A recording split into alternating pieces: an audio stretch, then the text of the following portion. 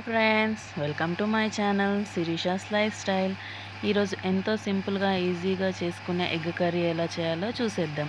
ముందుగా గిన్నెలో ఆయిల్ వేసుకొని వేడయ్యాక ఉల్లిపాయలు, కాస్త సాల్ట్ వేస్తే ఉల్లిపాయలు త్వరగా వేగుతాయి.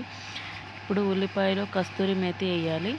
కస్తూరి మేతి ఏ కర్రీలో వేసినా చాలా టేస్టీగా ఉంటుంది. మీరు కూడా ఒకసారి ట్రై చేయండి. మీరు వాడతారో లేదో కామెంట్ సెక్షన్లో కామెంట్ చేయండి. ఉల్లిపాయలు వేగాక కాస్త అల్లం వెల్లుల్లి పేస్ట్, పసుపు, కారం వేసి బాగా కలపాలి. కలిపిన తర్వాత కొద్దిగా నీళ్లు వేసి ఉల్లిపాయలు బాగా ఉడికేంత వరకు మూత పెట్టి ఉంచాలి.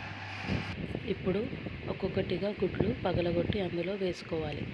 కదలకుండా మూత పెట్టాలి. ఒక 10 నిమిషాలు అలాగే ఉంచి గుడ్లు వేటికి వాటికి విడదీయకుండా గుడ్లు కొద్దిగా తిప్పేసుకోవాలి.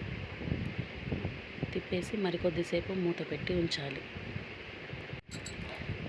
మూత పెట్టిన తర్వాత లాస్ట్లో